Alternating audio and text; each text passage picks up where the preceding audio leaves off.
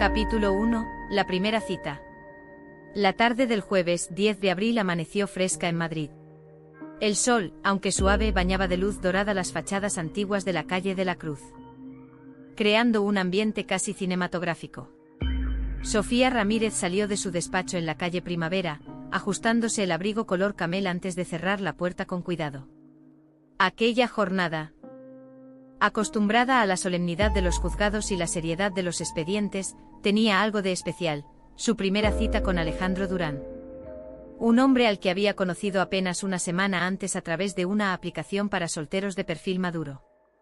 1. Encuentro en la cafetería. Sofía llegó puntualmente a la terraza del Café La Plazuela, un local discreto pero con encanto, situado frente a un viejo edificio de ladrillo visto. Se acomodó en una mesa pequeña junto al quicio de la ventana, desde donde se veía pasar a la gente con prisa y a los turistas con cámaras colgadas al cuello. Pidió un café expreso y hojeó distraídamente un folleto legal que llevaba en el bolso. A pesar de su profesionalismo, sentía un nudo de nervios en el estómago. Había decidido darse una oportunidad. Después de un divorcio complicado y de meses de dedicarse por completo al trabajo, necesitaba reconectar con su lado más humano. Al cabo de unos minutos, un hombre de porte distinguido se detuvo frente a la mesa. Era alto, delgado y exhibía canas plateadas en las sienes, que contrastaban con su cabello oscuro. Llevaba un abrigo largo de paño gris y un pañuelo de seda al cuello. Al mirarla, una sonrisa amable iluminó su rostro. «Buenas tardes, Sofía Ramírez», preguntó con voz cálida. «Soy Alejandro Durán». Sofía dejó su folleto, le devolvió la sonrisa y se levantó para saludarlo. «Encantada, Alejandro. Muchas gracias por venir». Se sentaron y, tras un breve intercambio de cortesías, el camarero se acercó para tomar nota de sus pedidos: un café con leche para él y un té verde para ella, acompañado de una porción de tarta de zanahoria. Sofía observó cómo Alejandro se sentaba con las manos juntas, mostrando modales cuidadosos, casi ceremoniosos, rasgo poco común entre los hombres maduros de su edad. 2. Primeras impresiones y conversación inicial. La conversación empezó con temas ligeros: el clima primaveral, la ajetreada vida en el centro de Madrid y las similitudes de sus trayectorias profesionales. Alejandro le confesó que trabajaba como consultor independiente en proyectos de responsabilidad social corporativa, lo que despertó el interés de Sofía, quien vio en él un hombre comprometido con causas altruistas. «He recorrido varias ciudades de España, ayudando a empresas a diseñar programas de apoyo a familias vulnerables», explicó Alejandro mientras jugaba con la cucharilla. «Justo por eso, y aprovechando mis conocimientos jurídicos, colaboro con ONG que ofrecen becas educativas». Sofía asintió atenta. En su mente se dibujaba la imagen de un caballero generoso, pero todavía no sabía hasta qué punto. Decidió compartir algo de sí misma. «Trabajo como abogada de familia. Me apasiona defender los derechos de los hijos y de los progenitores, sobre todo en situaciones de ruptura», dijo, con la mirada fijada en él. «Es gratificante cuando se consigue un acuerdo justo». Alejandro le tendió la mano sobre la mesa en un gesto de complicidad. «Tu labor es admirable. Creo firmemente que el mejor legado que podemos dejar a nuestros hijos es un entorno legal y emocional estable». Sofía sintió un escalofrío en el pecho. Su profesión, tan rigurosa y técnica, encontraba en él un eco humano que la conmovía. 3. La historia del hijo. Tras un silencio breve, Alejandro bajó la voz, como si temiera ser escuchado por otras mesas. Inclinándose ligeramente, comenzó a relatar la historia que le había contado ya por mensajes. «No lo mencioné antes, pero tengo un hijo mío, Carlos, que acaba de terminar el bachillerato. Está a punto de iniciar sus estudios en la universidad». Se detuvo, respiró hondo y prosiguió. «La verdad, me siento un poco perdido con todo esto. No sé si podré costear la matrícula completa». Sofía percibió la sinceridad en sus palabras. En sus pupilas había un destello de vulnerabilidad que la tocó profundamente. Él no hablaba de un donativo, hablaba de su propio hijo. «Alejandro, si necesitas ayuda», comenzó ella, conteniendo la emoción, «sé de algunos programas de becas y ayudas estatales. Puedo orientarte para que tú y Carlos obtengan la mejor opción. Él ladeó la cabeza. Con gratitud. Eres muy amable. Pero temo que los plazos se cierren antes de que él pueda inscribirse. Y sinceramente me sentiría mal dejándolo sin poder comenzar este sueño. Sofía respiró hondo. Había sopesado mentalmente la cantidad que podría destinar sin comprometer sus propias finanzas, unos 2.000 euros, apenas un tercio de sus ahorros, sin poner en riesgo su estabilidad. Decidió actuar. Mira, Alejandro. Si te parece, yo podría adelantarte esa cantidad para la matrícula. Tú me la devuelves cuando puedas. Lo veo como un préstamo entre amigos. Los ojos de Alejandro se humedecieron. No sé cómo agradecerte, Sofía. Eres increíble. Ella sonrió con timidez. No hace falta darme las gracias. Lo importante es que Carlos pueda empezar sus estudios. 4. El compromiso y la chispa de esperanza. Terminaron la cita con un paseo por la calle Mayor. El crepúsculo teñía el cielo de tonos rosados y lilas. Sofía sintió que algo nuevo se despertaba en su interior, la ilusión de ayudar a alguien a realizar un sueño. Pero también la posibilidad de construir una historia en común. Alejandro la miró mientras caminaban. Sofía, me gustaría invitarte a cenar la próxima semana. Sin compromisos. Solo para compartir más tiempo. Ella asintió agradecida. Me encantaría. Antes de despedirse, se dieron un abrazo suave. Sofía notó el abrazo firme de él, y por un instante pensó en Carlos. El joven al que pronto conocería. Al llegar a casa, Sofía revisó sus mensajes. Abrió el hilo de conversación con Alejandro y escribió, gracias por hoy. Estoy segura de que todo saldrá bien con la matrícula. Hasta pronto. Luego guardó el teléfono y se recostó en el sofá, con la mente llena de expectativas. Mientras caía la noche, reflexionó sobre su decisión. Como abogada, sabía que los préstamos entre particulares podían documentarse con un contrato sencillo, un pagaré firmado, los términos de devolución. Planeó enviarle por correo electrónico un borrador de acuerdo para formalizar el adelanto, pues aunque confiaba en Alejandro, no quería dejar nada al azar. Casi sin darse cuenta, sopló las velas de una pequeña vela perfumada que había encendido antes de cenar. La fragancia de vainilla y canela flotaba en el aire, creando un ambiente de calma. Sofía sonrió, satisfecha por haber dado el primer paso. Mañana, pensó, llamaría al banco para concertar una cita y redactar el documento de préstamo. Pero esa noche se permitió soñar. Imaginó a Carlos recibiendo la carta de aceptación de la universidad y junto a él, a Alejandro y a ella celebrando un nuevo comienzo. Y así terminó su primera cita, con la promesa de ayudar. Con una chispa de afecto naciente y con la seguridad de haber encontrado, en un hombre mayor, no solo un amigo, sino también un desafío a su corazón generoso. El camino apenas comenzaba. Capítulo 2. Compartiendo la historia familiar. La mañana del lunes, 14 de abril comenzó con un aire de expectativa distinto para Sofía. Se despertó con el ligero cosquilleo de la anticipación. Aquella semana no solo se confirmaría el adelanto económico para la matrícula, sino que también tendría la ocasión de conocer de cerca la realidad que él llamaba su hijo. Después de un rápido desayuno, un yogur natural con frutas y avena, revisó por última vez el borrador del contrato de préstamo que había preparado la noche anterior. El documento establecía claramente la cantidad adelantada, el plazo de devolución, sin intereses, y la cláusula de rescisión en caso de incumplimiento. A pesar de la confianza mutua, Sofía no quería arriesgarse a dejar una transacción de este calibre sin respaldo legal. Se vistió con un conjunto sobrio pero elegante, un vestido midi de color azul marino, zapatos de tacón bajo y un blazer gris perla. En el bolso llevó el contrato impreso, un bolígrafo y su móvil, en el que mantenía el registro de mensajes con Alejandro. Antes de salir del apartamento, se detuvo frente al espejo y se regaló una sonrisa. Es solo un paso más hacia ayudar a un padre necesitado, se dijo mentalmente. Con esa convicción cerró la puerta y se encaminó hacia la clínica legal donde trabajaba, en cuyo vestíbulo la esperaba el encargado de los préstamos externos. Al llegar, el señor Molina Un hombre corpulento de 80 años con gafas redondas la saludó con afecto. Buenos días, Sofía.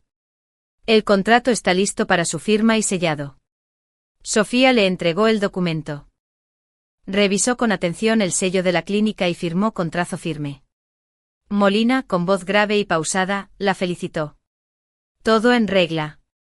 Con esto, tanto tú como tu prestatario tienen la tranquilidad de contar con un registro fehaciente. Guardó el contrato en su carpeta y salió del edificio con paso decidido. Su siguiente destino era la universidad donde supuestamente estudiaba Carlos. Quería comprobar de primera mano el entorno en el que él crecía y, al mismo tiempo, confirmar que los datos que le habían proporcionado eran auténticos. Al llegar al campus, un recinto de muros de ladrillo rojo y jardines exuberantes, Sofía respiró hondo. La brisa de abril agitaba las hojas de los naranjos en flor, perfumando el aire con una fragancia fresca y dulce. Siguiendo las indicaciones que Alejandro le había dado por mensaje, se dirigió al edificio Grand Hall, donde tenían lugar las ceremonias de inauguración del curso. Mientras caminaba por el pasillo principal, se encontró con un grupo de estudiantes charlando animadamente. Llevaban pulseras de identificación con el nombre de la universidad y mochilas llenas de apuntes. Uno de ellos, un joven de cabello oscuro y gesto serio, sostenía un libro de Derecho Constitucional. Sofía se acercó con cautela, pero justo antes de iniciar la conversación, un profesor de mediana edad cruzó su camino y la interrumpió. Buenos días, ¿puedo ayudarle?, preguntó el hombre con tono cordial. Sí, buenos días. Busco a un estudiante llamado Carlos Durán. De primer año de Derecho. Sofía mostró discretamente una fotocopia del carnet de estudiante que Alejandro le había enviado. Tengo permiso de sus padres para hablar con él. El profesor la miró con una mezcla de sorpresa y desconfianza. Curiosa petición. Déjeme comprobar si aparece en los registros. Espere un momento, por favor. Sofía asintió y se apoyó contra la pared. Observó cómo el profesor tecleaba en su ordenador. Tras unos tensos segundos, levantó la vista. Lo siento, señorita, pero no aparece ningún Carlos Durán matriculado en esta facultad. ¿Seguro de la ortografía? El corazón de Sofía se contrajo. Error de nombre, pensó. Sacó el teléfono y volvió a consultar el mensaje de Alejandro. Carlos Durán, matriculado en Derecho. Expediente 2025-0457, Facultad Grand Hall. Mostró nuevamente el mensaje. Aquí está la información que me proporcionó su padre. El profesor frunció el ceño y volvió a teclear. De pronto exhaló con amabilidad. Ah, aquí está. Parece que cambió su primer apellido a Martínez por razones familiares. Aparece como Carlos Martínez Durán. Debo disculparme por la confusión. Sofía respiró aliviada. Habían alterado el registro, pero vecino al nombre de su madre, Carmen Durán, y su propio apellido, que coincidía con el de Alejandro. Aguardó a que el profesor imprimiera una autorización y, tras firmarla, accedió al aula 204, donde le indicaron que esperara unos minutos. Sentada en un pasillo con bancos de roble, Sofía sintió un ligero temblor en las manos. Reflexionó sobre la decisión de Alejandro de escribir un apellido distinto. Quizás sea un protocolo familiar para honrar a la madre, se consoló. Al poco tiempo, la puerta del aula se abrió y salió un grupo de estudiantes. Entre ellos un joven de estatura media, cabello oscuro y mirada profunda, cargaba una mochila escolar con cara de concentración. Al pasar frente a Sofía, sus ojos se cruzaron y ella se presentó con una sonrisa. Hola, ¿eres Carlos Martínez? Soy Sofía Ramírez, una amiga de tu padre. El joven la miró entre sorprendido y cortés. Sí, yo soy. Él me habló de ti esta mañana. Pasa, los demás ya están dentro. Acompañada por Carlos, entró al aula. Los demás estudiantes la miraron con curiosidad. El profesor la saludó. Señorita Ramírez, encantado de conocerla. Permítame presentarle a la clase. Sofía asintió y con voz firme dijo. Buenos días. Espero no interrumpir demasiado. He venido para conocer al entorno donde estudia Carlos y para compartir con él algunos consejos sobre organización y planificación de gastos, pues su padre me ha confiado ayudarles con la beca. Hubo asientos libres al fondo. Se acomodó mientras el profesor retomaba la explicación de la asignatura del día, Introducción al Derecho Internacional. Durante la clase, Sofía observó atentamente la dinámica grupal. Carlos tomaba apuntes con letra pulcra, preguntaba al profesor cuando surgían dudas y colaboraba con los compañeros en ejercicios prácticos. Su actitud mostraba responsabilidad y esfuerzo genuino. Al finalizar la sesión, el profesor se despidió del grupo y le cedió el protagonismo a Sofía. Señorita Ramírez, tiene la palabra.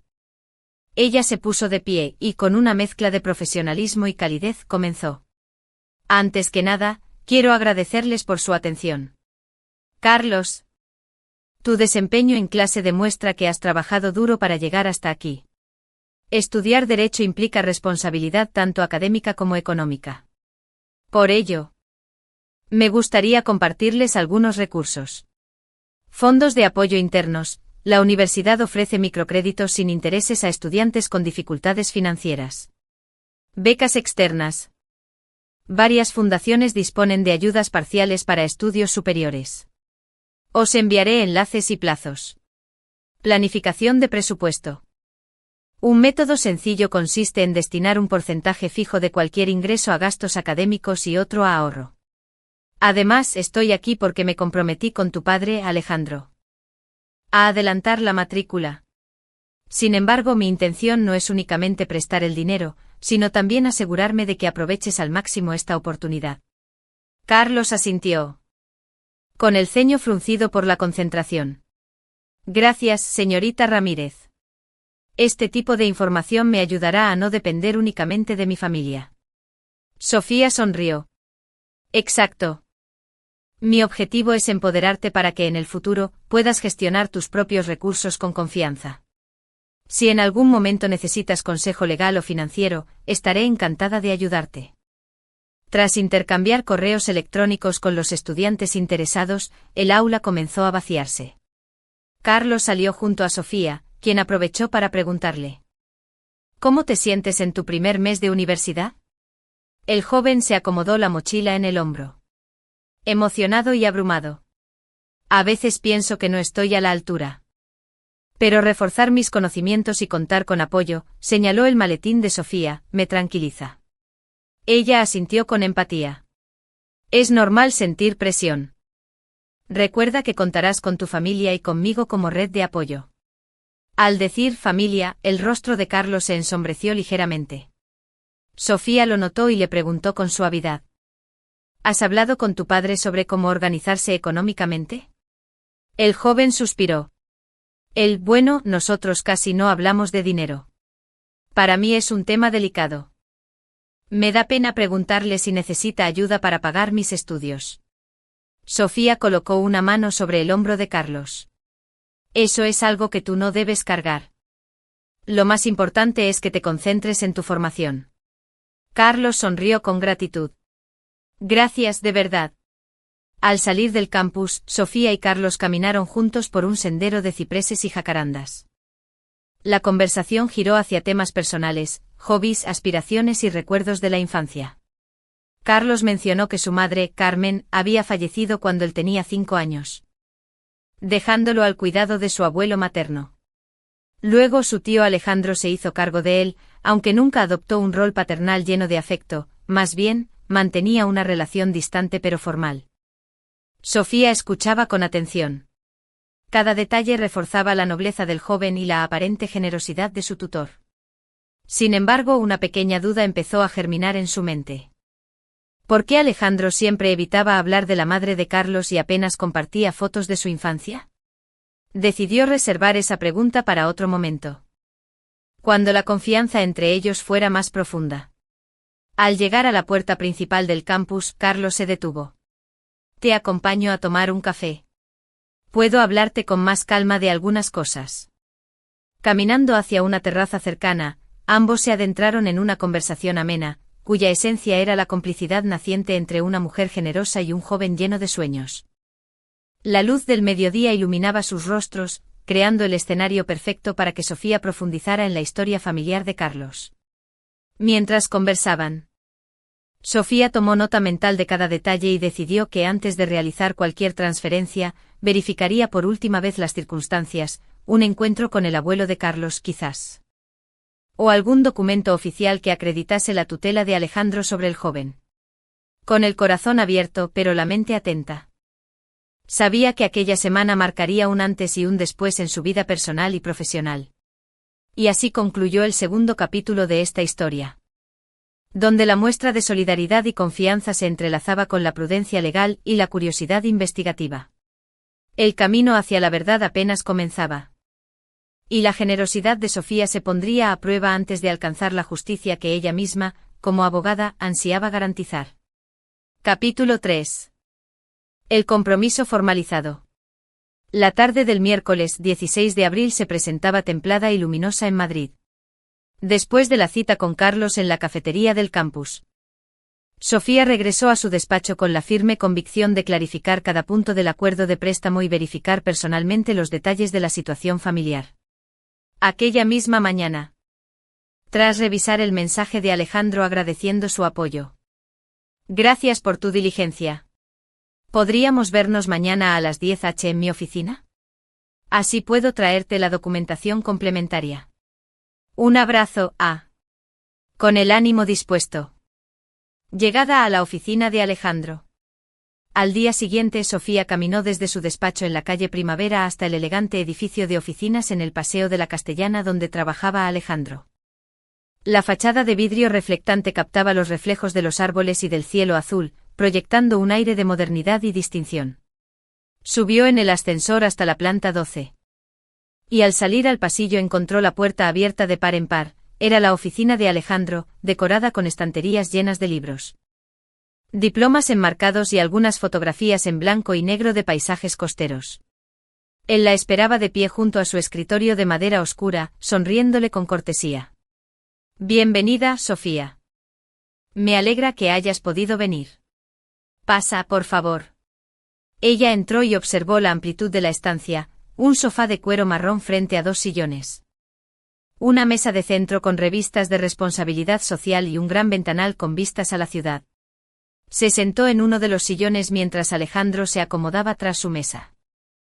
Gracias por recibir la documentación, dijo él acomodando sobre el escritorio una carpeta tamaño oficio. Aquí tienes, mi DNI. El acta de defunción de mi hermana Carmen, la madre de Carlos y el certificado de empadronamiento del joven en el domicilio de mi familia. Sofía tomó la carpeta y empezó a hojear cada documento con atención. DNI de Alejandro Durán, identificado, sin anotaciones especiales. Acta de defunción de Carmen Martínez Durán, fallecida en 2018. Sin señalamientos de tutela. Certificado de empadronamiento de Carlos Martínez Durán, con dirección coincidente con la de Alejandro desde 2019. Contrato de matrícula universitaria. Fechado el 1 de abril de 2025 por valor de 2.350 euros. Todo parece estar en regla, comentó Sofía guardando cada papel en su maletín. Este certificado confirma que Carlos vive aquí bajo tu tutela. Pero si me confirió la patria potestad sobre Carlos. Sofía examinó el papel, firmas de los abuelos paternos de Carlos, un notario y el registro civil. Todo en orden. Con esto y el contrato de préstamo firmado por la clínica, tenemos un respaldo completo para cualquier reclamación futura, si fuera necesario. 2. Firma del contrato definitivo. Sobre la mesa quedaron el borrador inicial, el contrato sellado por la clínica y un nuevo documento, el contrato definitivo de préstamo entre particulares. Redactado por la propia Sofía la noche anterior. Sus cláusulas eran claras. Importe del préstamo, 2.350 euros. Destino exclusivo, pago de matrícula universitaria de Carlos para el curso 2025-2026. Adelanta la cantidad fijada al prestatario, Alejandro Durán, quien se obliga a su devolución en las condiciones antes descritas. Cuando llegaron al apartado de firma, ambos alzaron el bolígrafo. Sofía estampó su rúbrica con firmeza y luego se lo entregó a Alejandro, quien lo firmó con pulso seguro. A continuación, intercambiaron sobres, en uno. Sofía depositó un cheque bancario por valor exacto de 2.350 euros. En el otro, Alejandro entregó a Sofía una copia completada del contrato y una nota manuscrita. Gracias, querida amiga. Tu generosidad y profesionalismo son invaluables. Ah. Ambos sonrieron con alivio y cerraron el acuerdo con un apretón de manos que selló no solo un compromiso económico, sino también una complicidad creciente. 3. Conversación relajada y expectativas. Tras la formalidad, Alejandro invitó a Sofía a sentarse en el sofá de la oficina para tomar un café. Sacó de un armario cápsulas de una cafetera Nespresso y preparó 2 tazas. La atmósfera cambió, de la rigidez contractual pasaron a una charla distendida. ¿Sabes? Nunca he tenido que preocuparme por este tipo de trámites, confesó él, sirviéndose café. Pensé que podía gestionar todo con mensajes. Pero tu propuesta de formalizarlo me hizo darme cuenta de lo fácil que es malentender o extraviar un mensaje. Sofía asintió mientras revolvía el azúcar. En asuntos legales. Proponer un calendario de pagos claros podría ayudar a evitar tensiones. Le sugirió. ¿Qué te parece si preparamos un calendario de pagos mensuales? Podrías devolver 390 euros al mes entre junio y noviembre. Así, tanto tú como yo tendremos un mapa claro. Alejandro asintió entusiasmado. Me parece excelente. Me dará paz mental y evitará malentendidos. Sofía sacó una hoja en blanco y dibujó una tabla con las fechas de vencimiento y las cantidades. Ambos revisaron cada línea y ajustaron las fechas según sus compromisos. Cuando estuvieron de acuerdo, Alejandro firmó al pie de la tabla y prometió enviar un recordatorio mensual para mantenerse al día. Al despedirse, Sofía se sintió satisfecha. Había cumplido su papel de abogada, garantizando la seguridad legal del préstamo, y también había reforzado la confianza con Alejandro. Al salir de la oficina y volver a la luz de la tarde, pensó en lo estable que parecía todo, pero también en la semilla de duda que había germinado en su mente. La reserva del apellido Martínez, y la reticencia de Alejandro a hablar de su hermana y de la dinámica familiar. Sin embargo, se dijo a sí misma que por el momento sabía que el compromiso iba más allá de un simple préstamo, era el inicio de una relación de confianza y quizá, algo más. Pero las sombras de la duda que había dejado su visita al campus seguían presentes. Antes de dormir, escribió en su diario profesional. 3er capítulo concluido, formalizado el préstamo. Garantizada la transparencia jurídica. Mantener alerta sobre posibles incongruencias en la historia familiar. Próximos pasos, seguimiento de pago. El camino hacia la verdad, pensó, es largo y exige tanto el corazón como la mente. Pero Sofía estaba preparada para recorrerlo. Capítulo 4. Sombras de duda. El amanecer del lunes 21 de abril llegó con un cielo nublado que anunciaba lluvia. Sofía Ramírez se despertó con la suave vibración de una notificación en su móvil. Un recordatorio automático que ella misma había programado para solicitar a Alejandro el primer abono conforme al calendario de pagos. Al revisar el email, vio que aún no había respuesta. Aunque no esperaba una contestación inmediata, era apenas el mediodía, un ligero malestar la invadió. Tal vez fuese solo el cansancio acumulado, pero decidió adelantarse a la situación. Redactó un mensaje cordial pero firme. Hola, Alejandro. Solo te recuerdo que hoy es el primer vencimiento del préstamo de 390 euros. Cuando tengas un momento, por favor, confírmame la transferencia. Muchas gracias. Con esa diligencia hecha, guardó el móvil y bajó a la cocina para preparar un café. Mientras tanto, su mente repasaba los últimos acontecimientos. La formalización del préstamo. La reunión con Carlos en la universidad, la firma del contrato en la oficina de Alejandro. Todo había transcurrido con aparente normalidad.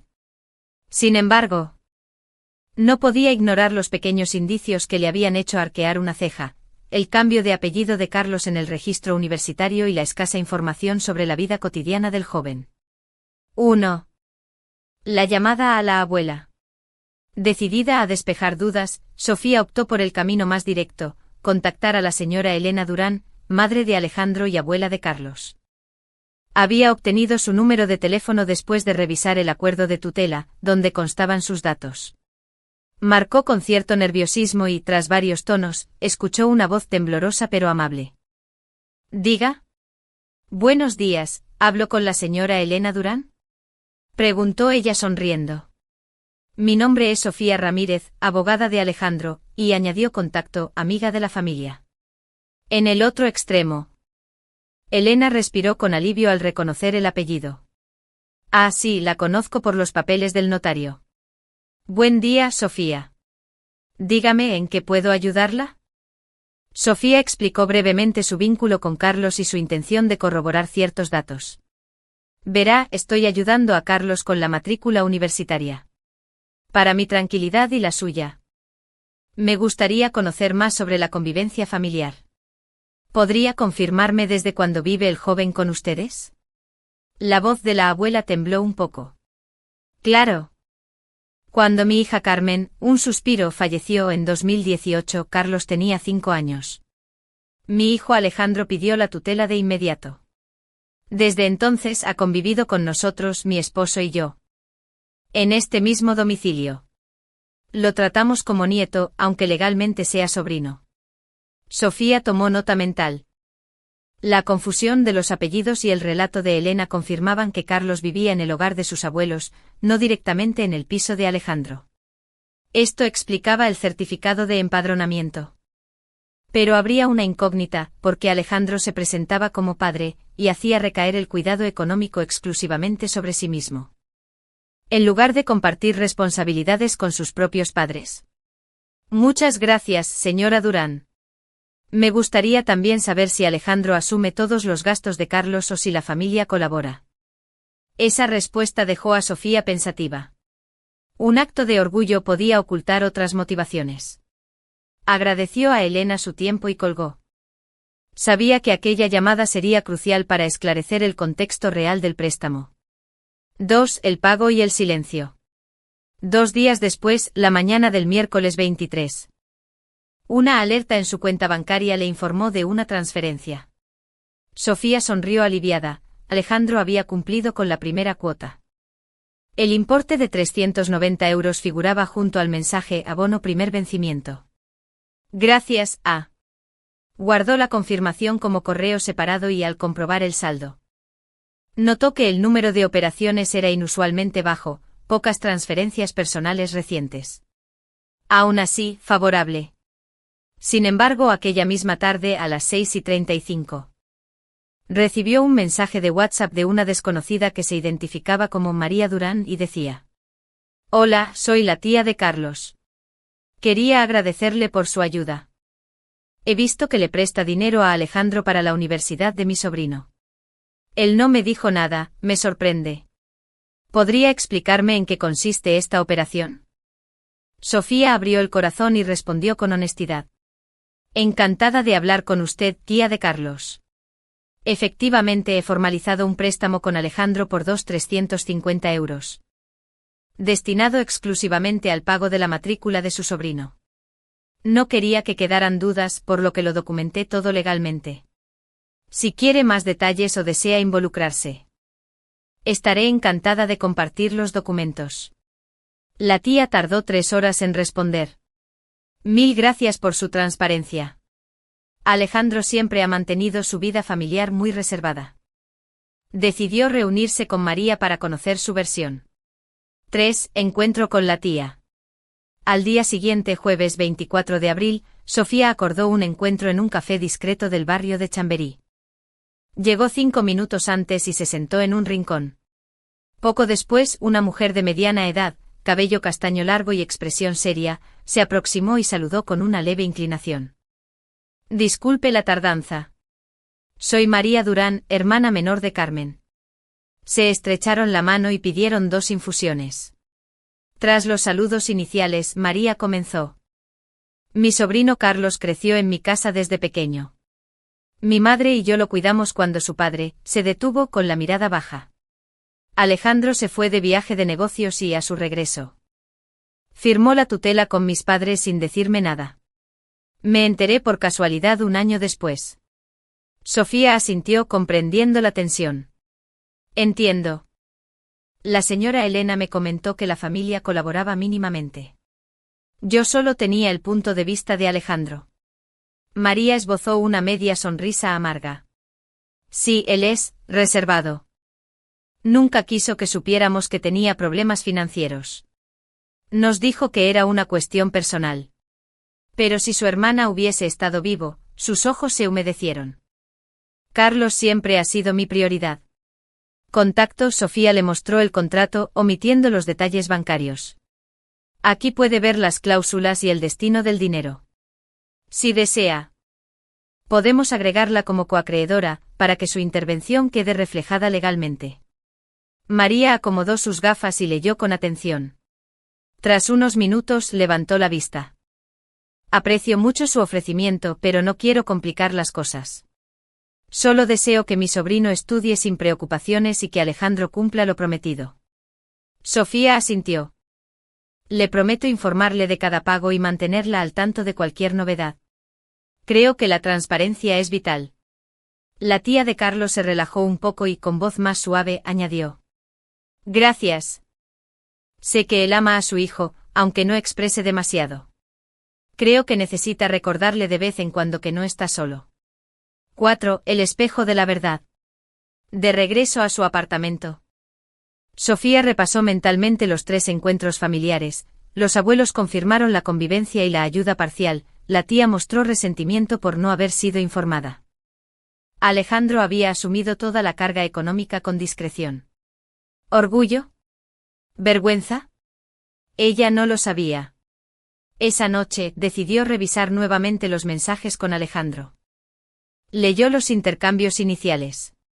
Alejandro, 5 de abril, 8:12. Sofía, eres un ángel. No sé cómo agradecerte.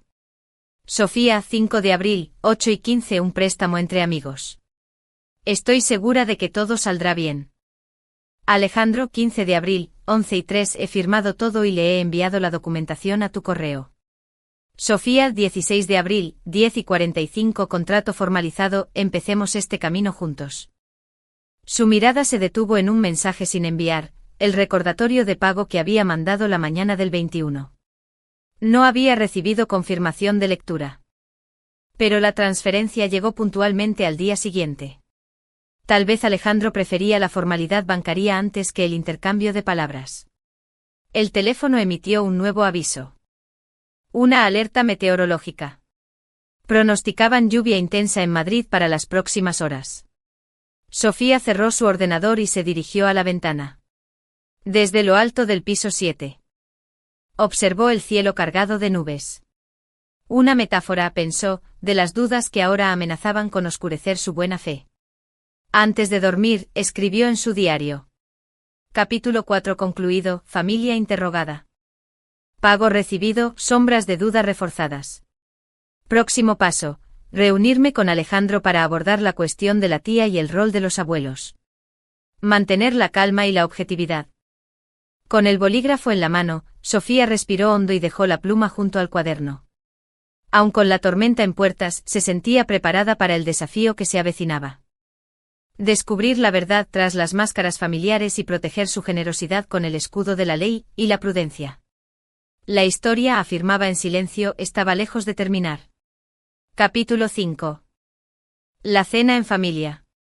El viernes 25 de abril, Madrid se despertó con un tímido resplandor amarillo que se filtraba entre nubes bajas. Para Sofía, aquella tarde tenía un matiz especial. Había aceptado la invitación de Alejandro para compartir una cena informal en la casa de sus padres, la señora Elena y el señor Francisco Durán, acompañados de su sobrino Carlos. Aunque el motivo oficial era celebrar la formalización del préstamo y el pago puntual de la primera cuota. Para ella era también una oportunidad de ver de cerca la dinámica familiar y profundizar en la relación con Alejandro. Vestida con un conjunto elegante pero cómodo, unos pantalones de tela gris y una blusa ligera color marfil, se maquilló con discreción. Recogió en un moño bajo su cabello y salió de su apartamento con el contrato original y su carpeta de notas. 1. Bienvenida en el hogar Durán. Al llegar a la dirección del empadronamiento, Sofía se encontró con una vivienda clásica de 3 plantas, pintada de un cálido tono crema. Las ventanas adornadas con macetas de geranios rojos daban al patio interior donde se había instalado una mesita con sillas de forja. Antes de tocar el timbre, respiró hondo para tranquilizarse. De pronto, la puerta se abrió con una sonrisa acogedora. «Sofía, querida», exclamó la señora Elena. «¡Qué alegría verte! Por favor, pasa». El recibimiento fue afectuoso, un abrazo cálido que disipó cualquier resto de tensión. Detrás de ella, el señor Francisco, un hombre de porte amable, se levantó del sofá y dio un apretón de manos firme. «Bienvenida, abogada Ramírez», dijo en tono jocoso. «Has organizado este asunto con más precisión que muchos bufetes». Sofía devolvió la sonrisa. «Gracias, don Francisco. Todo ha ido conforme al plan». Unos pasos más allá, en una silla baja, el joven Carlos jugaba con un cuaderno de apuntes y garabatos. Al verla, levantó la vista y sonrió tímido. «Hola, señora Sofía». Ella se agachó para hablarle a su altura. «Hola, Carlos. Gracias por recibirme». En aquel gesto de cortesía familiar, Sofía sintió la calidez de un hogar que en apariencia hacía honor al espíritu de ayuda mutua. Aún así, su mente repasaba las incoherencias detectadas, la división de gastos, la distancia entre Alejandro y la tía, el cambio de apellido en la universidad. Pero decidida a profundizar en la convivencia real, pensó que nada como observar directamente la cotidianidad de la familia. 2. Conversación en la terraza y primeras impresiones. La cena se serviría en la terraza, pues el clima era agradable a esa hora. Bajo el dosel de luces amarillas y rodeados de naranjos en flor. La familia Durán había dispuesto una mesa rectangular decorada con un mantel blanco y platos de cerámica artesanal. Sobre la mesa, ensalada de rúcula con tomate cherry, queso feta y aceite de oliva.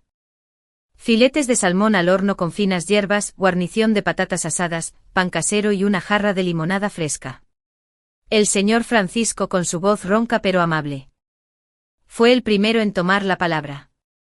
«Queremos agradecerte, Sofía, tu generosidad. No todos los días uno encuentra a alguien que combine profesionalismo y buen corazón». Sofía sonrió agradecida. «Ha sido un placer. Creo que, más que generosidad, ha sido un acto de confianza mutua». Los cuatro se acomodaron. Carlos, sentado junto a la abuela, hojeaba un libro de derecho y, de vez en cuando, lanzaba miradas curiosas a Sofía. Ella decidió entablar conversación con él. «Carlos, ¿cómo van las clases de derecho?» El joven la miró con ojos atentos. «Bien, aunque el horario es intenso. Esta semana tuvimos un examen oral y pasé la mitad de la semana estudiando artículos internacionales». El señor Francisco frunció el entrecejo. «Ese muchacho siempre tan dedicado. Desde que ingresó a la universidad, apenas duerme». La señora Elena rió. «Por suerte hemos aprendido a darle espacio. A veces me preocupa la salud, pero él es muy organizado». Sofía asintió. «Esa organización te ha ayudado a no depender únicamente de ayudas externas, ¿verdad?». Carlos respondió con sinceridad. «Exacto. Agradezco lo que hace mi tío, la abuela y el abuelo. Y también la ayuda de la señora Sofía. Pero quiero demostrar que puedo valerme por mí mismo». Aquella afirmación, genuina y orgullosa, resonó en la mente de Sofía. Aquel joven carecía de infantilismos. Desde su infancia, según contaron los abuelos, había asumido responsabilidades más allá de su edad. Sin embargo, una parte de ella se preguntó por qué si la abuela y el abuelo ayudaban desde antes. Alejandro insistía en asumir toda la carga económica. Guardó la duda para más tarde. 3. Un momento revelador. Cuando el salmón estuvo a punto de servirse, la conversación derivó hacia el pasado familiar. El señor Francisco, visiblemente emocionado, compartió una anécdota. «Recuerdo cuando mi hija Carmen era pequeña. Le encantaba dibujar y siempre decía que su hijo seguiría sus pasos como artista. Nunca imaginamos que sería abogado». Sofía, curiosa, preguntó. «¿Tú crees que le hubiera gustado esta rama?». La abuela se llevó una mano al corazón. Carmen soñaba con una carrera artística, pero la vida la llevó por otros caminos. Cuando murió, dejamos algunos de sus cuadros en una galería local en Toledo. Un día podríamos llevar a Carlos a verlos. Carlos bajó la mirada, con la voz cargada de emoción. Me encantaría. Nunca vi los cuadros de mi madre. En ese instante, la señora Elena levantó un portarretratos de madera oscura donde se veían 3 fotografías en blanco y negro, una de Carmen pintando en un caballete, otra de Alejandro y Carmen abrazados en un parque. Y una última de la familia junto a los abuelos. Sofía la tomó con cuidado y observó. Son muy bellas, dijo. La señora Elena asintió. Sí, hizo una pausa. Quisiera preguntarte algo, Sofía. ¿Tú crees que Alejandro te está contando todo? A veces me pregunto si él guarda secretos incluso para nosotros. Esa pregunta, formulada con pesar. Sé que eres un hombre de honor, hijo, pero no quiero que nadie más sufra por secretos del pasado. Sofía palideció al percibir la tensión. Aquella pregunta, planteada por quien más amaba a Alejandro. La firma de tutela y la decisión de adelantar la matrícula sin consultar a toda la familia. Creo que el entendimiento mutuo es la mejor base para evitar malentendidos. Alejandro dejó el vaso en la mesa y se apoyó en el respaldo. No hay mucho que ocultar. Cuando mi hermana, su voz se quebró brevemente. Cuando Carmen murió. Sentí que debía asumir la responsabilidad inmediatamente. No quise detener el futuro de Carlos. Así que firmé con mis padres el acuerdo de tutela y pedí a mi hermana, a María, y a mis padres que me apoyaran con lo estrictamente necesario. Luego me vi en dificultades financieras y preferí no preocuparles. La abuela alzó la mano. Y lo entiendo, hijo. Pero recae en nosotros decidir juntos, no dejar todo en tus hombros. En ese preciso momento Carlos se levantó y dijo con voz firme. Creo que mi padre, al decir padre, puso los ojos en Sofía y luego en Alejandro, quiso protegerme. Tal vez no esconde algo malo, sino un exceso de autosuficiencia. El silencio se hizo espeso. Cada uno miró al joven, impresionado por su madurez emocional. Sofía, con una mezcla de admiración y cautela, se dirigió a Alejandro. Gracias, Carlos, por tu honestidad. Alejandro, comprendo tu deseo de no preocupar a todos, pero la familia está para compartir las cargas. Si en algún punto necesitas ayuda, no dudes en pedírnosla. Él asintió con la mirada baja. Lo sé. Acepto su apoyo y prometo consultarles a partir de ahora. La abuela se acercó y le acarició el brazo. Eso es todo lo que queremos, hijo. 4. Reflexiones y nuevos vínculos. La cena continuó en un ambiente más relajado, con risas al recordar anécdotas de infancia y promesas de organizar pronto la visita a la Galería de Toledo. Sofía. Mientras recogía los platos, reflexionó, aquel momento de tensión había sido crucial. Había transformado la cena de simple celebración en un espacio de comunicación auténtica y apertura emocional. La familia Durán, con sus sombras y sus luces, se había puesto de manifiesto en su verdadera dimensión. Al despedirse, la señora Elena la abrazó de nuevo. Gracias, querida Sofía. Hoy has hecho más por nuestra familia que un simple préstamo. El señor Francisco estrechó su mano una vez más. Eres bienvenida cuando quieras. Alejandro la acompañó a la puerta y, al detenerse bajo el marco, la miró con gratitud y algo más, un atisbo de cariño verdadero, más allá de la formalidad. Gracias por venir. Significa mucho para mí, y para ellos. Sofía le devolvió la mirada. Me alegra haber sido parte de esto. Y me alegra saber que a partir de ahora, compartiremos camino con transparencia. Ambos sonrieron y, con un suave beso en la mejilla, se despidieron. Mientras caminaba hacia el coche, Sofía se sintió satisfecha, había presenciado la fortaleza de la familia Durán. Descubierto la profundidad de los lazos que los unían y abierto una vía de comunicación sincera. Pero también sabía que la historia aún guardaba sorpresas, la tía María, la galería de cuadros. La verdadera motivación de Alejandro. Todo indicaba que el próximo paso sería, sin duda, desentrañar hasta qué punto la verdad y la justicia caminarían de su mano. Con el corazón lleno de esperanza y la mente alerta, Sofía encendió el motor y se dirigió a casa. La noche se antojaba tranquila, pero el curso de los acontecimientos estaba lejos de concluir.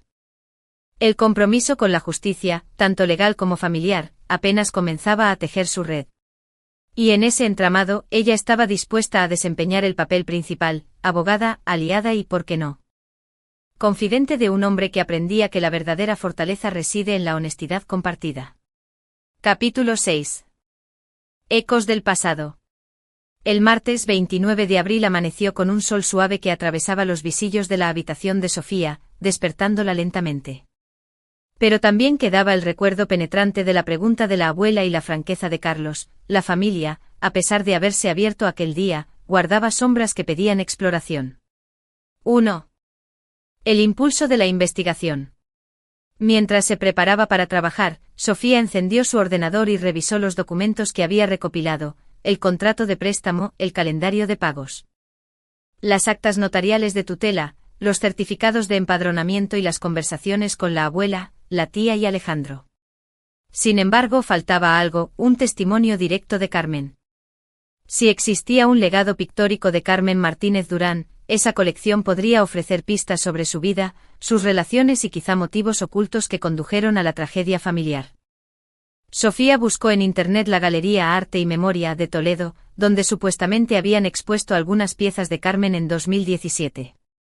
Encontró referencias vagas. Un artículo local mencionaba la muestra póstuma de Carmen Martínez Durán, joven promesa de la pintura que capturaba la esencia de la familia. Contactó al correo de la galería y escribió: Estimados responsables de Arte y Memoria. Soy la abogada y amiga de la familia Durán. Me han informado de que expusieron en abril de 2017 algunas obras de la pintora Carmen Martínez Durán. Me sería de gran ayuda acceder a registros visuales o catálogos de esa exposición. Cualquier información será muy apreciada. Muchas gracias. Sofía Ramírez.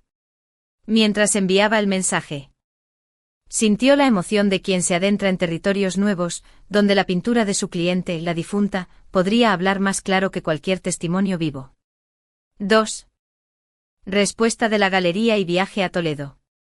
2 días después, recibió una respuesta rápida. Estimada señora Ramírez, con mucho gusto le facilitaremos el catálogo digital de la exposición de abril de 2017.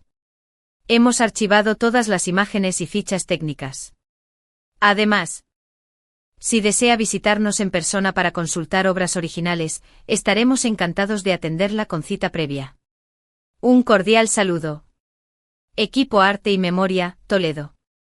Sofía sonrió y contestó: Muchas gracias. Agradecería el envío del catálogo en alta resolución y, si es posible, agendar una visita para la próxima semana. Atentamente. Sr.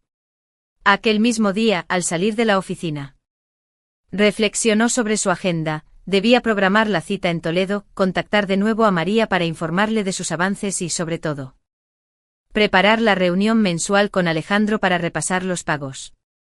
Decidió llamar primero a María Durán. Al teléfono, la tía de Carlos respondió con la voz adormilada, sorprendida por la llamada vespertina. ¿Hola? ¿Sofía? Hola, María. Quería comentarte que he solicitado el catálogo de la exposición de tu hermana Carmen en Toledo. Creo que los cuadros pueden aportar un contexto valioso sobre su personalidad y su vínculo con la familia. Hubo un breve silencio, luego la voz se volvió más animada. ¡Qué buena idea! Te enviaré el catálogo en cuanto lo reciba. También planeo ir personalmente la semana próxima.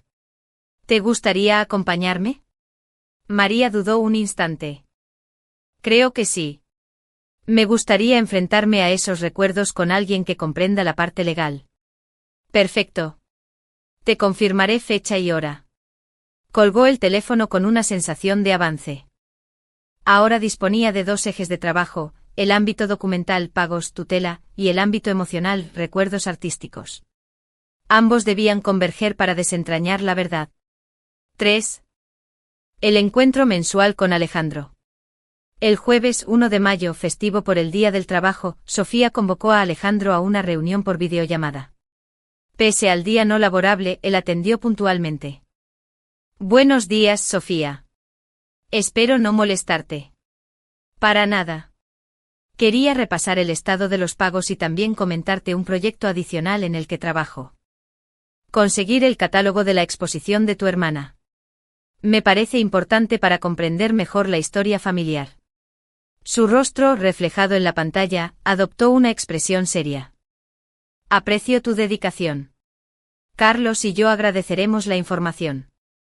Respecto al calendario de pagos, he realizado la transferencia prevista para el 1 de mayo.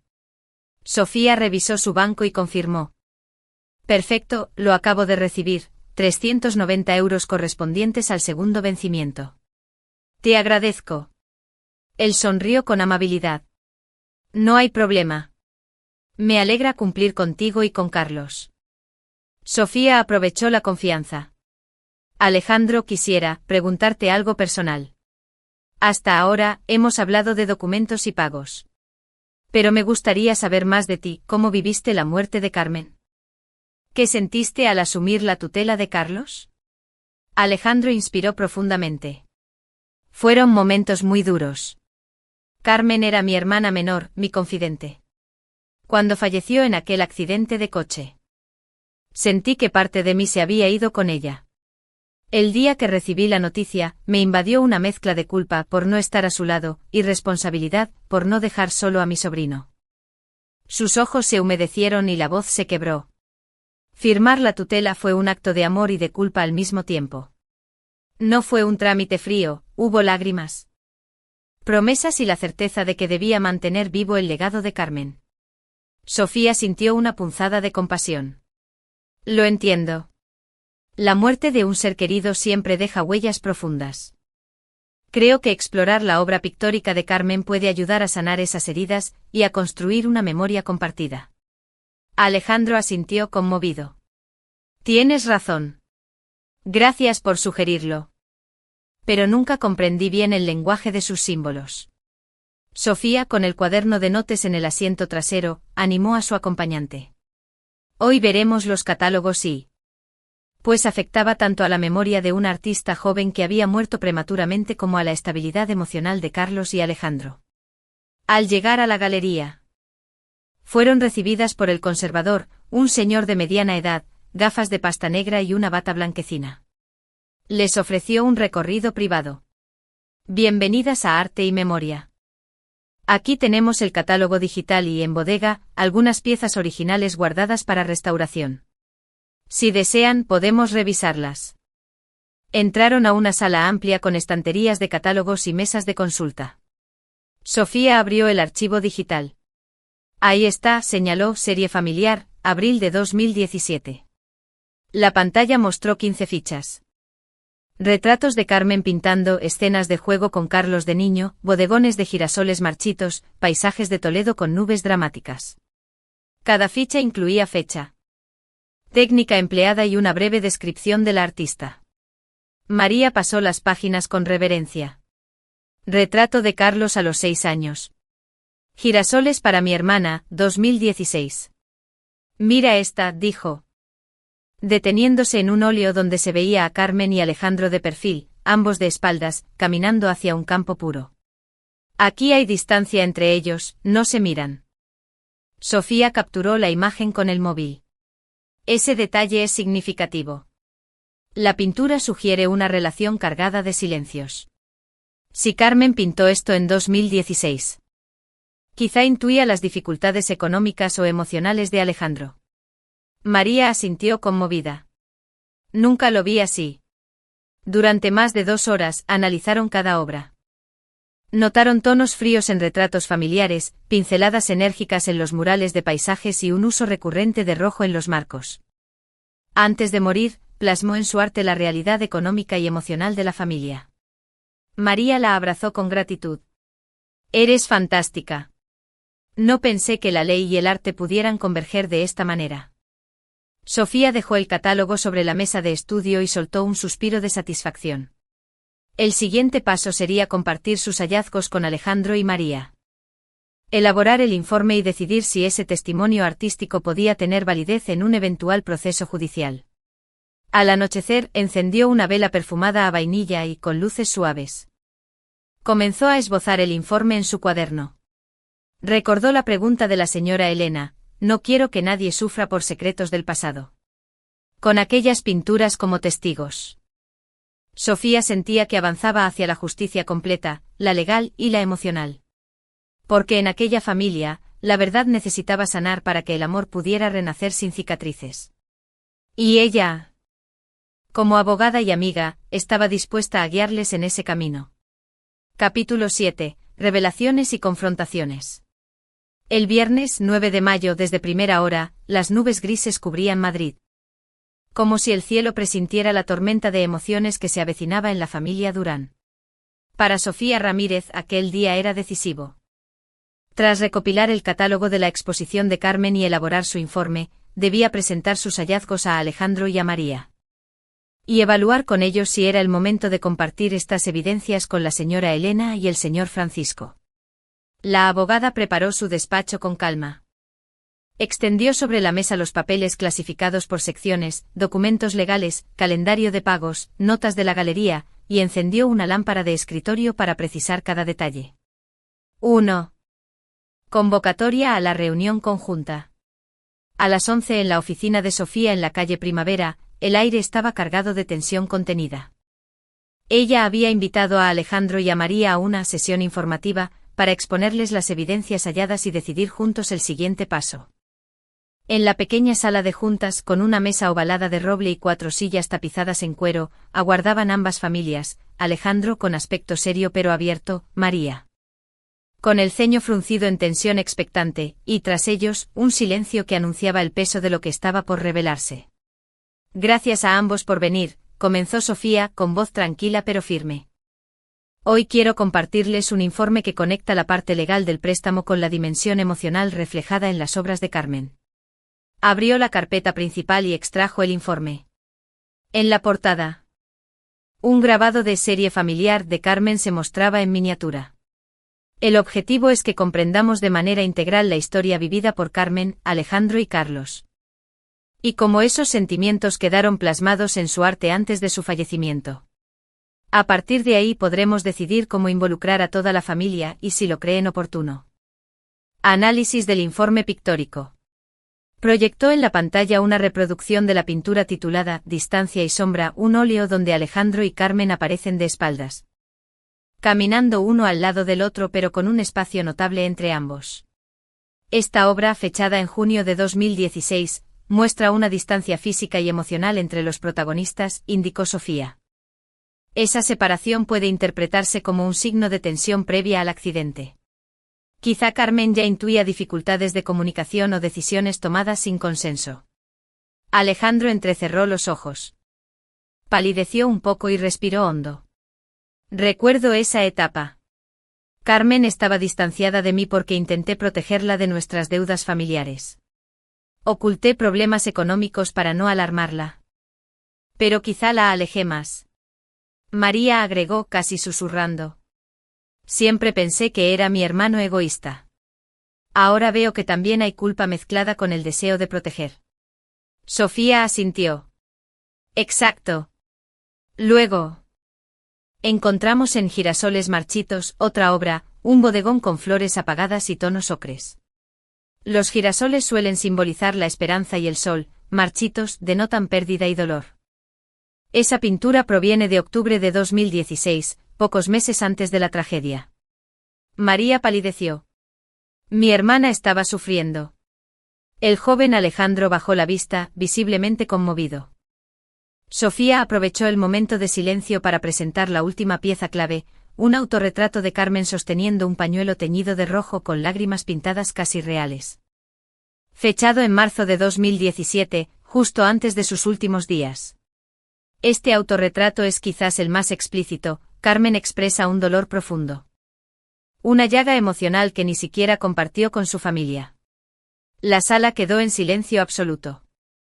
María se llevó las manos al rostro entre sollozos. No sabía. Nunca imaginé cuánto dolía su corazón. Alejandro se levantó lentamente y se acercó a la pantalla. Ella lo estaba diciendo todo a través del arte, y yo no lo identifiqué. Pensé que estaba inspirada en la creación, pero era una súplica. 3. Confrontación y promesa de cambio. Sofía hizo una pausa, permitiendo que la emoción se procesara. He preparado recomendaciones para manejar esta información. Sugiero una charla familiar, donde presentemos las obras y el informe, explicando cómo el arte puede ser un medio de sanación. También en lo legal, no se trataría de un juicio, sino de un acto de reconocimiento y reconciliación. María levantó la vista con lágrimas en los ojos. Quiero hacerlo. Por el recuerdo de Carmen. Alejandro se volvió hacia su hermana. María, siento no haberte contado nada. Me dejé llevar por el orgullo, por el miedo. Ella lo abrazó con fuerza. Y yo te reproché sin entender. Sofía intervino. La próxima acción sería convocar a don Francisco y a la señora Elena. Nosotros les presentaremos el informe y juntos decidiremos cómo organizar un acto conmemorativo y una posible exposición privada de las obras de Carmen para la familia. Además, propondría incluir una carta testimonial de Carlos, para que el cierre de ciclo sea completo. Ambos asintieron con emoción. El nudo que durante años los había separado había empezado a desatarse. 4. Nuevos acuerdos y caminos compartidos. Para cerrar la sesión, Sofía pasó a los asuntos legales pendientes, revisión del calendario de pagos y fechas de recordatorio. Alejandro confirmó el próximo abono el día 1 de junio y se comprometió a enviar la constancia bancaria de inmediato. A continuación, planificaron la reunión familiar para el miércoles, 14 de mayo a las 6 de la tarde, en el hogar de los Durán, con la señora Elena y don Francisco. Sofía concluyó. Nuestro objetivo es sanar el pasado para proteger el futuro de Carlos. Legalmente su educación y bienestar están garantizados. Emocionalmente nuestro deber es que sepa que toda la familia, tíos, abuelos, tíos y yo, estamos a su lado. Alejandro tomó la mano de María y juntos miraron a Sofía, con gratitud infinita. Gracias por guiarnos en este proceso. Has sido más que nuestra abogada. Una puente hacia la sanación. María agregó. Eres parte de la familia ahora. Sofía sonrió emocionada. Es un honor. Al despedirse, cada uno llevó consigo el compromiso de reunirse pronto y dar voz al legado de Carmen. Mientras salían de la oficina, la lluvia comenzó a golpear los cristales, lavando las calles y purificando el aire. Para la familia Durán, ese aguacero simbolizaba el renacer de la confianza y el cariño, una lluvia que barrería sombras y dejaría florecer la autenticidad. Y así terminó el 7º capítulo de esta historia, con revelaciones profundas, confrontaciones valientes y el firme propósito de reconstruir los lazos rotos. Porque en la confluencia de la ley, el arte y el corazón, reside la fuerza para transformar el dolor en esperanza. Capítulo 8. El reencuentro familiar y el poder de la verdad. La tarde del miércoles, 14 de mayo amaneció con un sol tímido, filtrado por nubes ligeras que prometían aclarar el cielo a lo largo del día. Para la familia Durán era un momento cargado de emoción, la reunión convocada por Sofía Ramírez. La abogada que había tejido el hilo entre lo legal y lo emocional, tendría lugar en el salón principal de la casa de la señora Elena y el señor Francisco. Allí se juntarían las 3 generaciones, los abuelos, los tíos, el tutor y la tía, junto con la joven abogada, para revelar, abrazar y transformar las heridas antiguas. Más tarde se uniría Carlos, invitado a expresar sus sentimientos y a firmar de manera simbólica su cierre de ciclo con la memoria de su madre. 1. Preparativos y llegadas. A las 4:30, horas antes del encuentro, la señora Elena se afanaba en la cocina. Había preparado una merienda especial, quichés de espinacas y queso, empanadillas caseras, mini sándwiches de jamón serrano y queso manchego. Y una tarta de limón decorada con flores de azúcar. Cada bandeja y cada plato habían sido escogidos con cariño, conscientes de que la comida, en la cultura española, simbolizaba el hogar y la cercanía. El señor Francisco, mientras tanto, organizaba las fotografías familiares sobre el aparador, imágenes en blanco y negro de Carmen de niña, retratos de los abuelos con Alejandro y la tía María, y algunas instantáneas recientes de Carlos en su birrete de graduación preuniversitaria. Alrededor de las 5. Sofía llegó con una carpeta en mano que incluía el informe pictórico, las reproducciones de las obras de Carmen y una novela de invitación. Hoy, nuestro objetivo es compartir la verdad con amor y reconstruir lazos, después, abriremos un espacio para que Carlos se exprese y para celebrar juntos. Entró en el recibidor donde la abuela la abrazó. Qué bueno que estés, querida. Sin ti no hubiéramos organizado esta cita. Gracias, señora Elena. Estoy segura de que hoy será un paso decisivo para todos. Poco después, María y Alejandro arribaron casi al mismo tiempo. Él portaba un sobre con las comprobaciones de pago, y ella traía consigo un pequeño ramo de margaritas preferidas de Carmen. Se abrazaron los tres, conscientes de que atravesarían un momento de vulnerabilidad compartida. 2. Inicio de la sesión. La voz de los abuelos. En el salón, el ambiente era acogedor. Un gran ventanal dejaba entrar la luz del atardecer, iluminando un conjunto de sofás tapizados en tonos tierra y una alfombra persa que debajo tenía dispersos cojines de diferentes texturas. Frente a la chimenea inactiva, el señor Francisco tomó la palabra, con la voz quejumbrosa de la emoción contenida. Querida familia, gracias por estar aquí. Han sido años de silencio y de distancia. Hemos perdido oportunidades de hablarnos con el corazón abierto. Pero hoy, con la ayuda de Sofía, queremos cambiar eso. La señora Elena agarró la mano de su esposo y añadió: Perdónenos si alguna vez hemos sido rígidos al guardar secretos. El dolor nos llevó a vivir en soledad emocional. Espero que hoy podamos compartir la verdad sin miedo. Hubo un breve silencio. Y Sofía, como maestra de ceremonias amable, sacó una serie de reproducciones de la serie pictórica de Carmen y las entregó a cada uno. Les pido que sin prisa observen estas imágenes y piensen en los sentimientos que provocan, explicó. Más tarde abriremos un espacio para que compartan sus reflexiones. Cada miembro de la familia tomó su copia. El gesto, mirar juntos la obra de Carmen, marcó el inicio de un viaje íntimo hacia el pasado.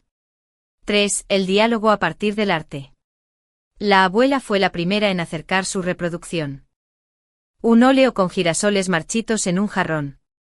Con voz suave dijo: Recuerdo cuando Carmen pintó esto. Yo le dije: ¿por qué pintas flores que se mueren? Y ella me contestó: la belleza también puede doler. Ahora lo comprendo, hablaba de nuestro sufrimiento.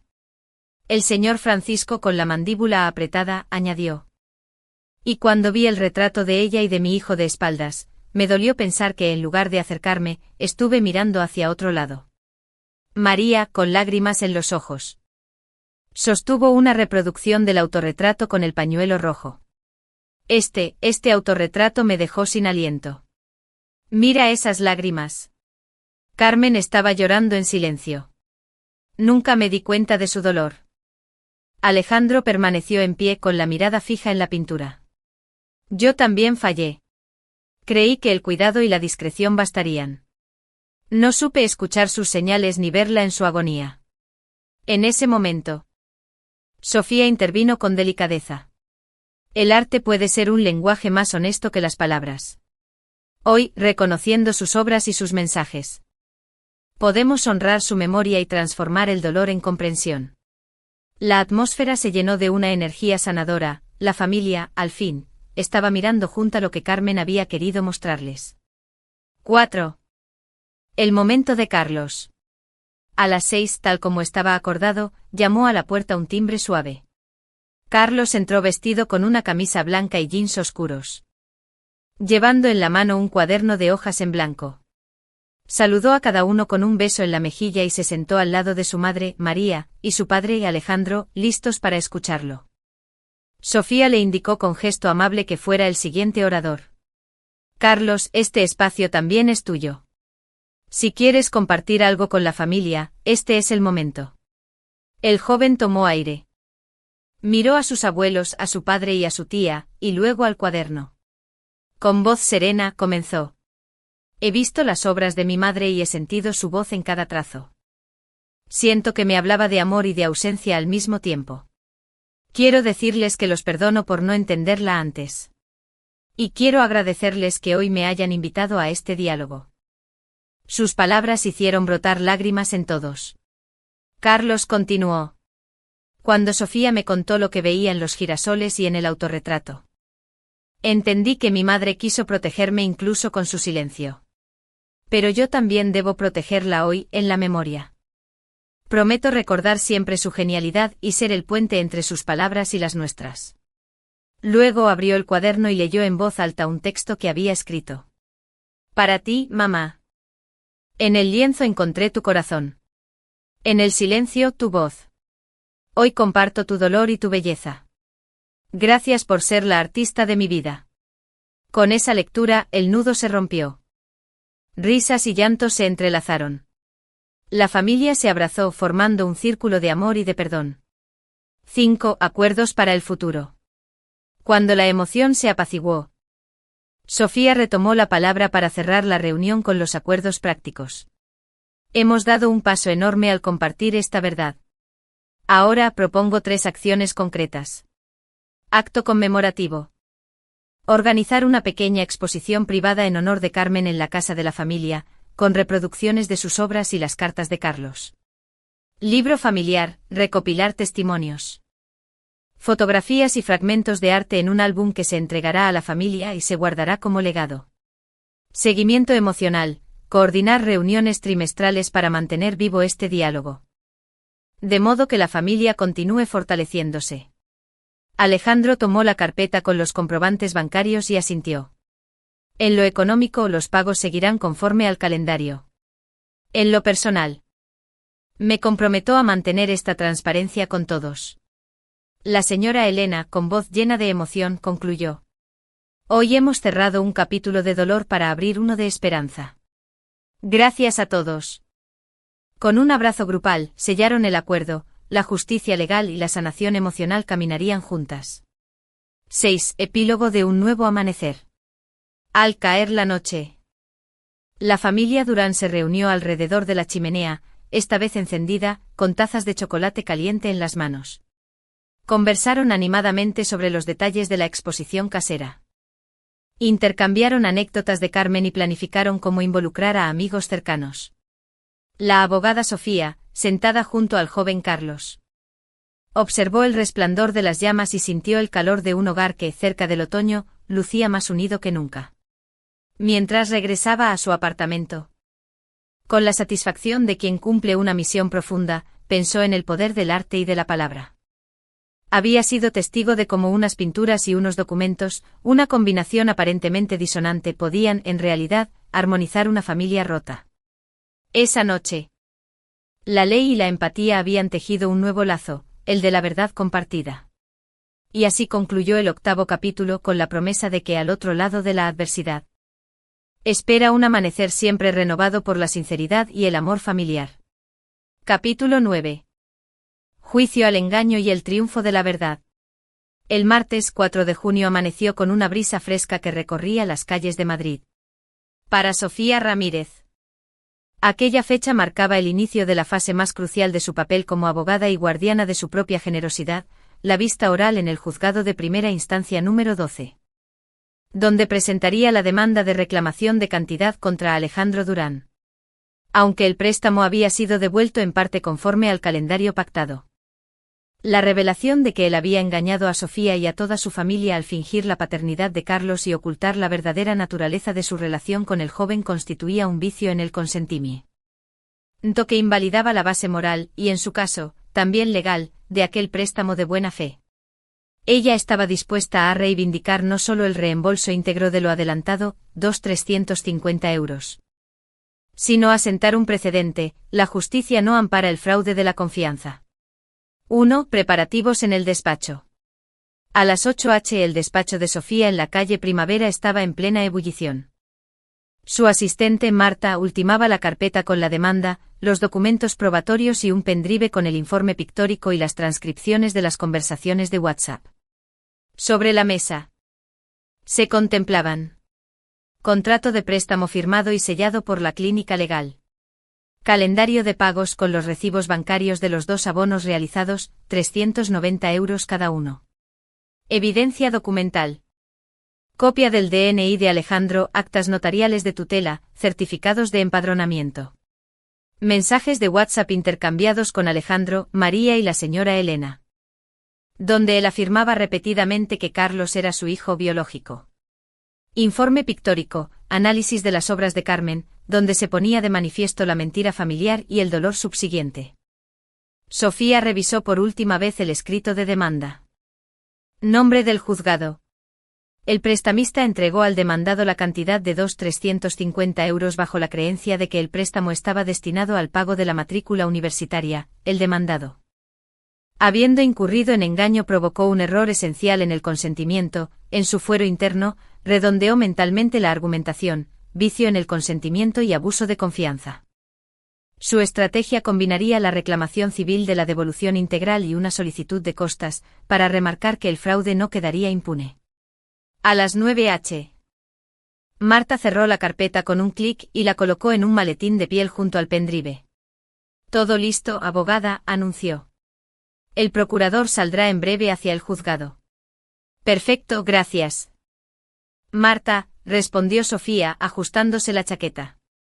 Yo llegaré al juzgado en media hora para repasar de nuevo los argumentos con el procurador y el graduado social. Con paso firme. Salió de su despacho y se dirigió a la Plaza de Castilla, donde tomaría el autobús rumbo al barrio de Tetuán, donde se ubicaba el juzgado número 12. 2. Encuentro con el procurador y último repaso. A las 10:00 en la sala de vistas del juzgado. El procurador del despacho, el señor Gutiérrez, sostenía la carpeta de forma ordenada y saludó a Sofía con cordialidad. Buenos días, licenciada, dijo. Aquí están los escritos ya presentados en reparto. La demandan por reclamación de cantidad y asentado fecha para hoy. Sofía asintió y comenzó un breve repaso. Puntos clave de la demanda. Existencia de la obligación. Contrato de préstamo firmado el 16 de abril de 2025. Incumplimiento. Solo se han abonado 780 euros del total de 2.350 euros. Vicio en el consentimiento. Error esencial provocado por falsas manifestaciones de Alejandro, que fingió la filiación con Carlos y ocultó las verdaderas circunstancias familiares.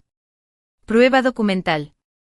Mensajes de WhatsApp, pantallazos y transcripciones, informe pictórico para contextualizar el engaño emocional, y testimonio de la señora Elena y de María. Petición, devolución de 1.570 euros restantes. Más intereses legales desde el vencimiento de cada cuota y costas procesales. El procurador colocó ante Sofía un juego de documentos en papel, sellados por el juzgado. Con el número de procedimiento S2025/00347. El acta de la vista señalaba. Juzgado de Primera Instancia número 12 de Madrid. Vista para juicio, 4 de junio de 2025, 11. Demandante, señora Sofía Ramírez. Demandado. Señor Alejandro Durán. Estará el letrado de la Administración de Justicia y el juez auxiliar, explicó el procurador. En 15 minutos comenzamos. Sofía revisó su reloj, eran las 10 de la mañana y 45. Respiró profundamente y guardó los papeles. Caminó hacia la sala de vistas principal, donde los bancos de madera aguardaban a las partes. 3. La vista oral, exposición de los hechos. A las 11:00. El juez de primera instancia hizo su entrada junto al letrado y al secretario judicial. El tribunal, revestido con toga negra, saludó y abrió la sesión. Constituido el tribunal y las partes presentes, damos comienzo a la vista para el juicio ordinario número S2025/00347. Que comparezca la parte demandante, representada por la procuradora señora López y asistida por la letrada doña Sofía Ramírez. La procuradora se situó junto a Sofía y presentó los escritos de demanda. El letrado de la Administración de Justicia incorporó los documentos al expediente. Seguidamente el juez invitó a la demandante a exponer sus hechos y fundamentos de derecho. Intervención de Sofía. Su señoría, comparezco en nombre de la señora Ramírez para solicitar la devolución de 1.570 euros, importe pendiente del préstamo formalizado el 16 de abril de 2025. Aunque el demandado ha abonado parcialmente 780 euros, subsiste un incumplimiento. Más importante aún. El consentimiento de mi clienta se basó en la falsa creencia de que el prestamista actuaba de buena fe. El señor Durán declaró ser padre biológico de Carlos. E hizo creer a mi representada que el préstamo era un acto de ayuda a su hijo. Hemos aportado como prueba los mensajes de WhatsApp en los que el demandado afirma expresamente mi hijo y la señora Elena, en audio, ratifica esa filiación. Posteriormente, se ha acreditado que Carlos es en realidad sobrino, fruto de la relación de Alejandro con su hermana fallecida, y que él, sabiendo esto, mantuvo el engaño para suscitar piedad y confianza. Mientras hablaba, el juez tomaba notas y miraba los documentos colocados en la taquilla. Sofía continuó. Asimismo, ha existido un abuso de confianza, artículo 7.1 de la Ley de Enjuiciamiento Civil. Al aprovecharse el demandado de la buena fe de mi clienta y de su disposición filantrópica, exigimos la aplicación de la indemnización por daños y perjuicios, dado el perjuicio económico y moral sufrido. Al finalizar, el juez indicó: se admiten las pruebas documentales y se da la palabra a la parte demandada para su contestación. 4. Defensa y réplica. El letrado de Alejandro, don Fernández, se levantó y se dirigió al juez. Su señoría, en primer lugar, mi representado reconoce la existencia del préstamo y el pago parcial. No obstante, rechazamos que haya existido dolo o engaño intencionado. El señor Durán confesó su error de expresión con la familia, pero nunca tuvo la intención de defraudar a la señora Ramírez. La filiación de Carlos fue una confusión inicial en la familia, no un plan premeditado. Además, mi cliente ha vivido circunstancias económicas difíciles y ha mostrado voluntad de pago. Solicitamos se aplique el principio de proporcionalidad y se condene únicamente al abono de la cantidad principal pendiente y los intereses legales, sin costas. Sofía tomó nota de la defensa y pidió la palabra para la réplica. Su señoría, la buena fe no se presume cuando existen pruebas claras de manifestaciones falsas reiteradas, como mensajes de WhatsApp remitidos por el demandado. La confusión alegada no es consecuencia de un error involuntario, sino de un engaño mantenido durante meses para obtener el dinero de mi clienta. La voluntad de pago parcial, que ha quedado acreditada, no exime de la responsabilidad sobre la totalidad de la deuda, especialmente cuando existe un vicio del consentimiento. No pedimos que se impongan costas desproporcionadas, pero sí consideramos justo que el demandado asuma los gastos procesales, dado el fraude. El juez asintió y, tras un breve intercambio de opiniones con el secretario, cerró la vista. Se levantará la sesión para deliberación. En esta misma semana dictaré resolución. 5. La espera y la resolución. Pasados 3 días, el viernes, 7 de junio, Sofía recibió una llamada del letrado de la Administración de Justicia. Señora Ramírez. Comunica el juzgado que la sentencia se notificará hoy a las 12 h.